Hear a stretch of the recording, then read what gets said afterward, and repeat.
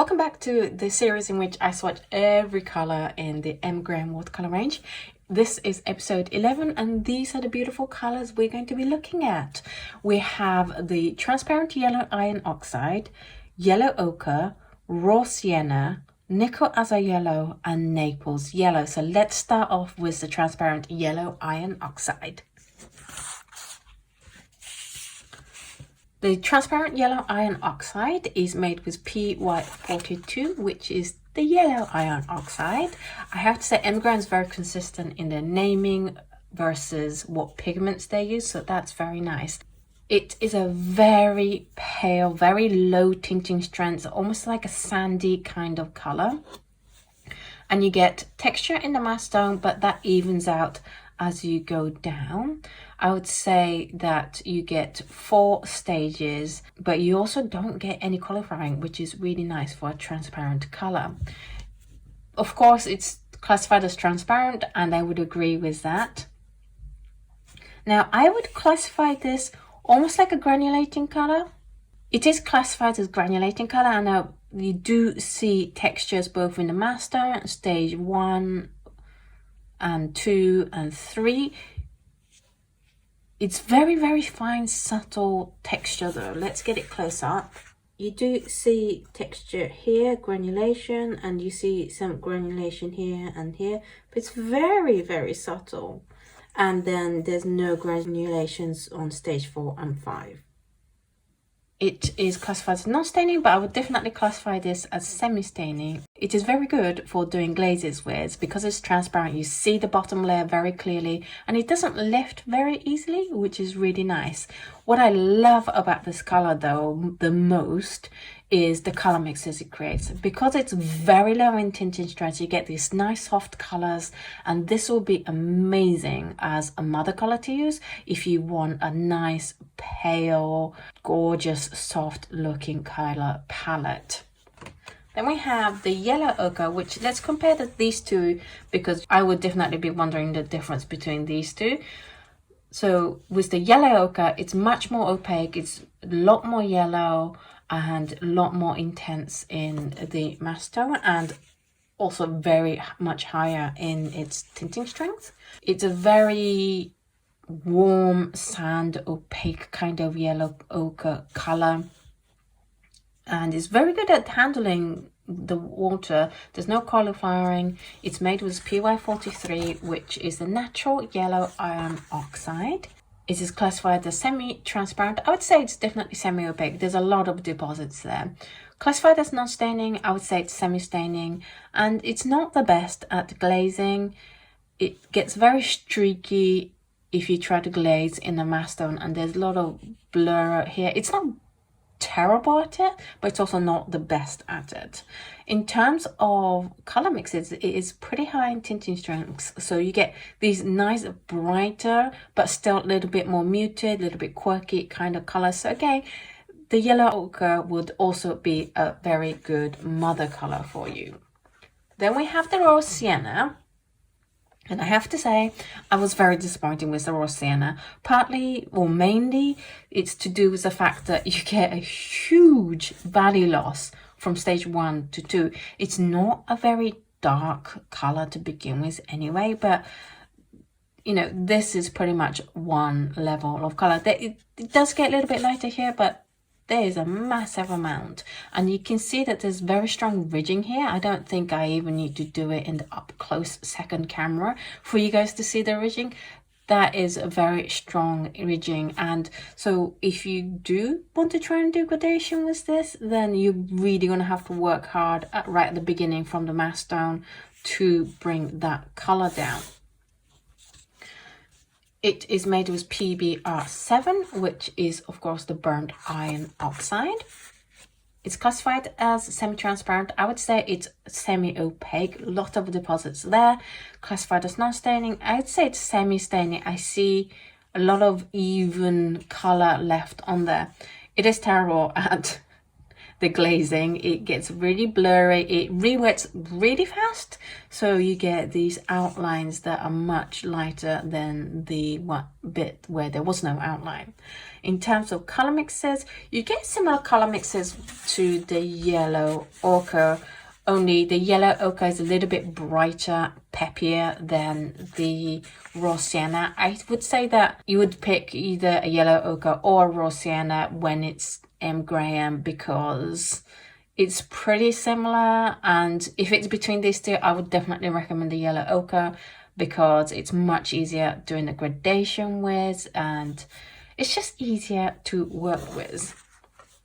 And then we have the nickel azo yellow, which is much brighter, and I'm going to bring in the azo green from the previous episode just so that you can see the difference between the two, because a lot of the time it's like, what's the difference between azo green and nickel azo yellow, which one should I pick, because they both have that really strong bright yellow undertone, but when you compare the two next to each other like this, you can see that the azo green is a much greener kind of hue than the nickel azo yellow. Nickel azo yellow is like a paler version of Queen Aquadon Gold, not in terms of how yellow this is.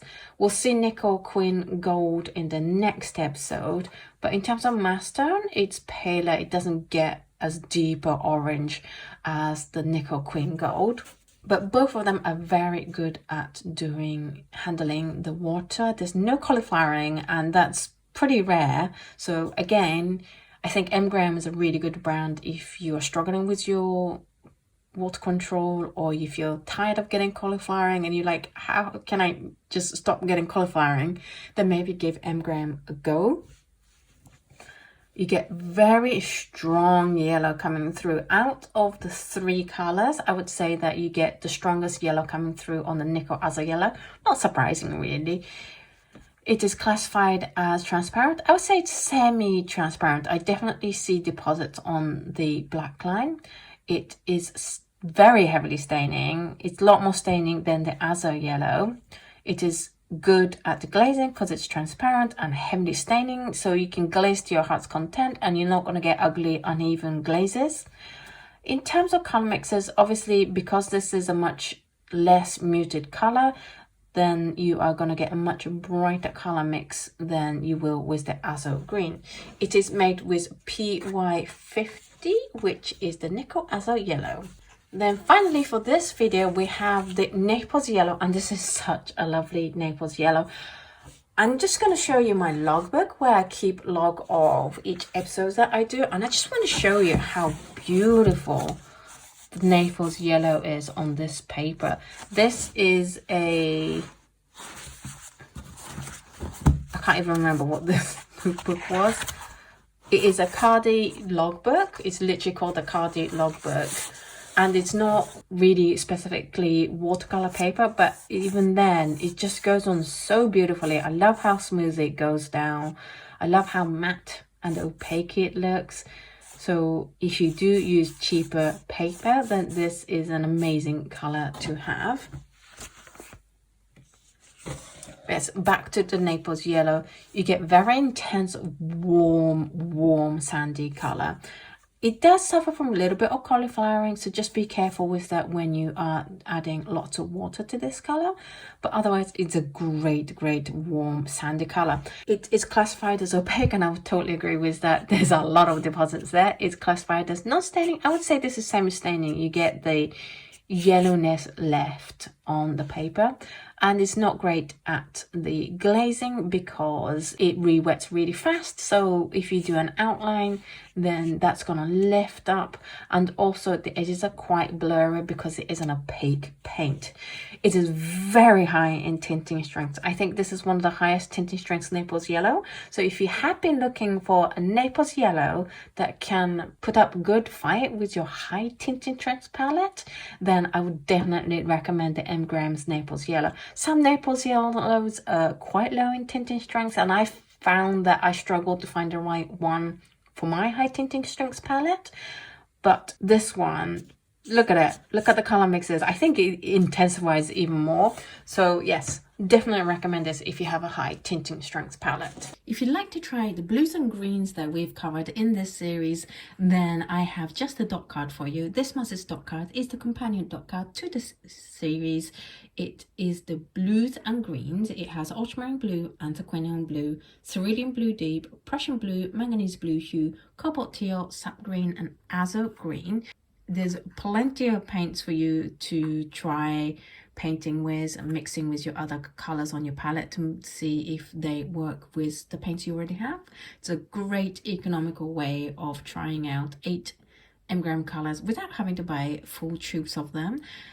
If you'd like to receive this dot cards, then all you have to do is head on over to patreon.com/Oto Kano and sign up to the appropriate tiers, and this dot card will be with you very soon. That's it for this video. Which color was your favorite? For me, I think the yellow ochre and the Naples yellow stand out. I know there's 2 very similar colors and you probably don't need both, which is why I put the yellow ochre and the Naples yellow on next month's dot card, the neutral dot card, because I think you're just gonna have one or the other, and if you can compare them on the dot card or you can test it out at home before you commit to buying one, then it'll save you the money on buying the other one that you're not gonna pick. I hope that makes sense, and I hope that it is a useful choice for you guys.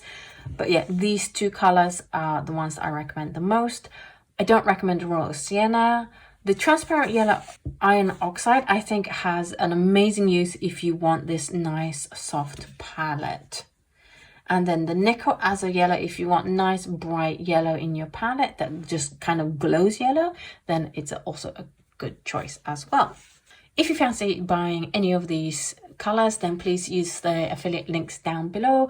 It's a great way to support any kind of YouTube channel, really, in that the things you buy, the prices are exactly the same as you would if you aren't using an affiliate link, but the companies that you buy from will pay that person a commission, which is a great way because it's a free way to financially support a channel.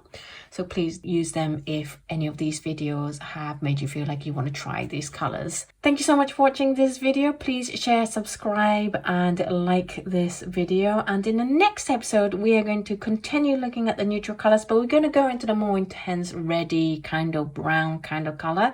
So do look forward to that, and I will speak to you in the next episode. Bye!